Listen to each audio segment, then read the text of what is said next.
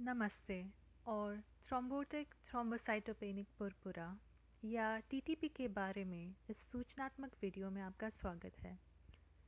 TTP कई अलग अलग लक्षणों वाली एक दुर्लभ बीमारी है और अचानक हो सकती है। हम टीटीपी के साथ होने वाले लक्षणों के बारे में बताकर शुरुआत करना चाहेंगे। हम हमले के दौरान आपको होने वाले लक्षणों और हमले के बाद होने वाले लक्षणों के बीच अंतर करना चाहते हैं। हमले के दौरान हो सकने वाले लक्षण हैं बुखार, हृदय गति और रक्तचाप में वृद्धि, भ्रम,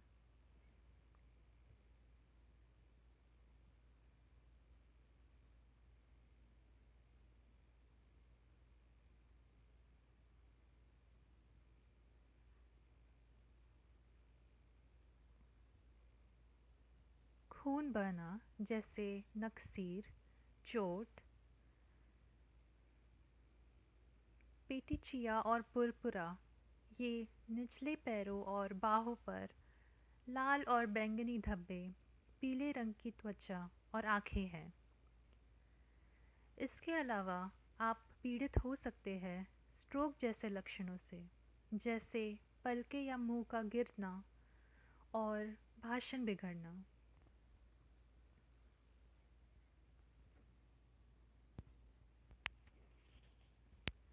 हमले के बाद हो सकने वाले लक्षणों के उदाहरण हैं थकान,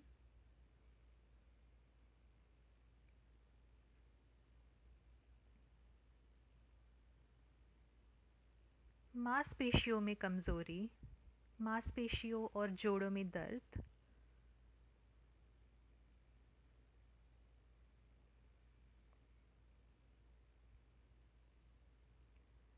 मासिक धर्म के पैटर्न में बदलाव,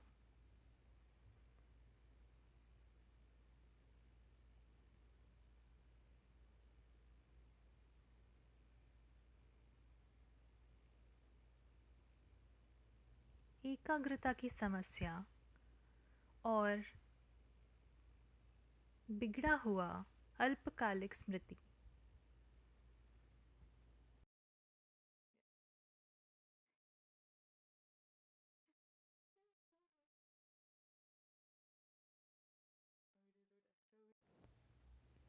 टीटीपी एक ऑटो इम्यून स्थिति है जिसका अर्थ है कि प्रतिरक्षा प्रणाली भ्रमित है और शरीर पर हमला करती है।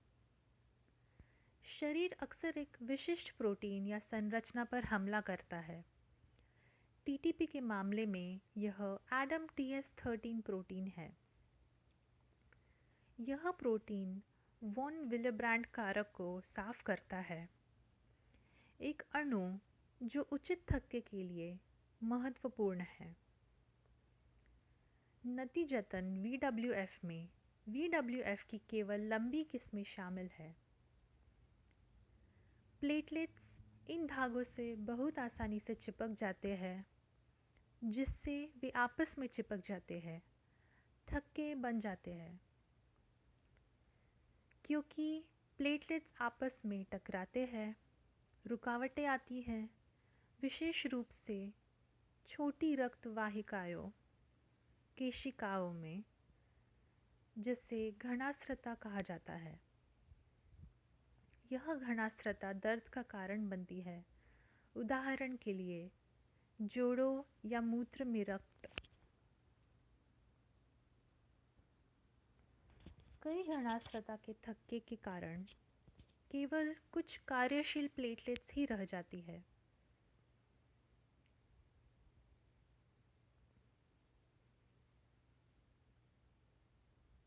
इससे आपको रक्तस्राव और चोट लगने की अधिक संभावना होती है। आप बाहों और पैरों पर लाल और बैंगनी धब्बे से पहचान सकते हैं।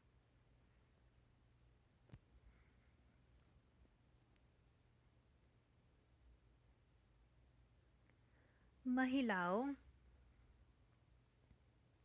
SLE से पीड़ित लोग,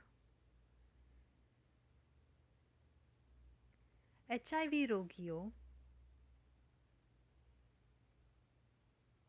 या गर्भवती महिलाओं में टीटीपी विकसित होने से संभावना अधिक होती है।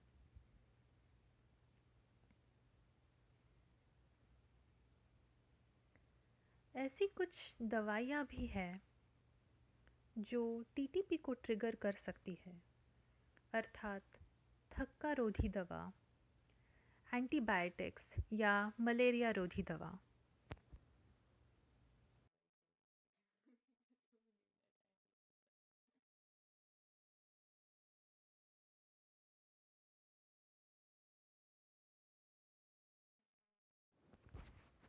टीटीपी के निदान के लिए विशिष्ट जानकारी और परीक्षण महत्वपूर्ण हैं। सबसे पहले आपके डॉक्टर के साथ बातचीत, जिसमें डॉक्टर आपकी शिकायतों, पिछली बीमारियां और दवा के बारे में पूछता है। एक सामान्य अवलोकन देगा। इसके बाद डॉक्टर शारीरिक परीक्षण करेंगे। डॉक्टर विशेष रूप से रक्तस्राव की गंभीरता और शून्यता जैसे किसी भी न्यूरोलॉजिकल लक्षणों को देखते हैं। डॉक्टर आपके खून की जांच भी करेंगे। यह आपका डॉक्टर विभिन्न मूल्यों को देखता है, जैसे पूर्ण रक्त गणना। यह एक परीक्षण है जो आपके रक्त में लाल रक्त केशिकाओं, सफ़ेद रक्त केशिकाओं और प्लेटलेट्स को मापता है।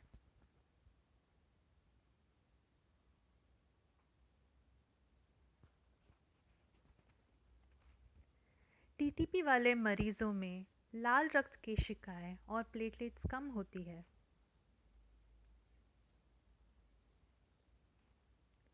बिलीरुबिन, यह एक प्रोटीन है जो रक्त में तब होता है जब लाल रक्त केशिकाएं क्षतिग्रस्त हो जाती है। टीटीपी वाले लोगों को रक्त में बिलीरुबिन अधिक होता है क्योंकि रक्त के थक्के बनने से रक्त केशिकाएं नष्ट हो जाती है। रक्त फैल जाना, माइक्रोस्कोप के तहत आपके रक्त की जांच की जाती है। टीटीपी वाले लोगों में माइक्रोस्कोप के नीचे कुछ प्लेटलेट्स देखे जा सकते हैं और लाल रक्त केशिकाएं टूट जाती हैं। ऐसा लगता है कि लाल रक्त केशिकाओं का एक हिस्सा गायब है। क्रिएटिनिन और एलडीएच का भी परीक्षण किया जाता है।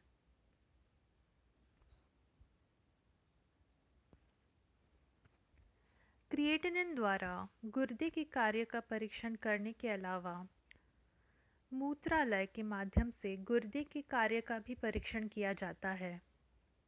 इसमें मूत्र में प्रोटीन और पदार्थों का देखना शामिल है।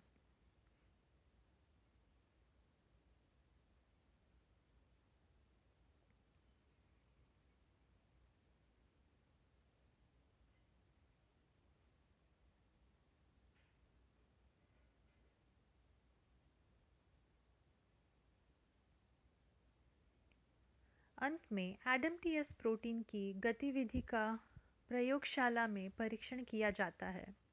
जब एडमटीएस 13 रक्त में मौजूद नहीं होता है तो टीटीपी का निदान निश्चित किया जा सकता है।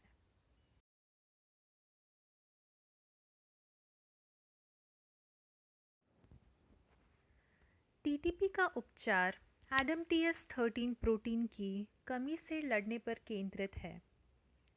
उपचार का उद्देश्य एडमटीएस 13 को पूरक करना है, लेकिन एडमटीएस 13 के खिलाफ एंटीबॉडीज़ को गठन से रोकना भी है।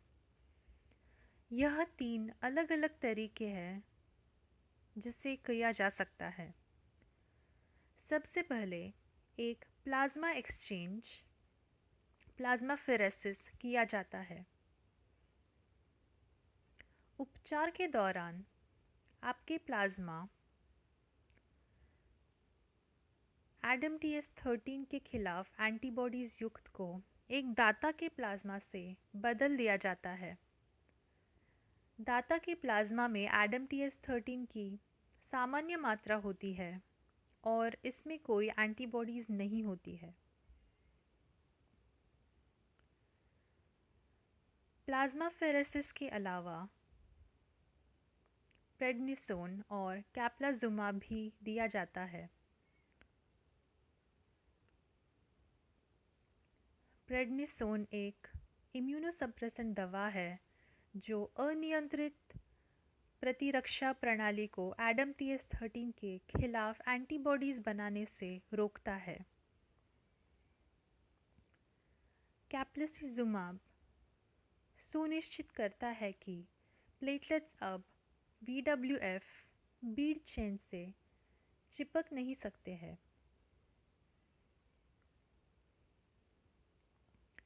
यदि इस उपचार को शुरू करने के बाद प्रतिरक्षा प्रणाली एंटीबॉडीज़ या उत्पादन बंद नहीं करते हैं, तो उपचार को अन्य दवाओं के साथ बढ़ाया जाएगा, जो यह सुनिश्चित करता है कि आपके शरीर की अपनी प्रतिरक्षा प्रणाली दब गई है।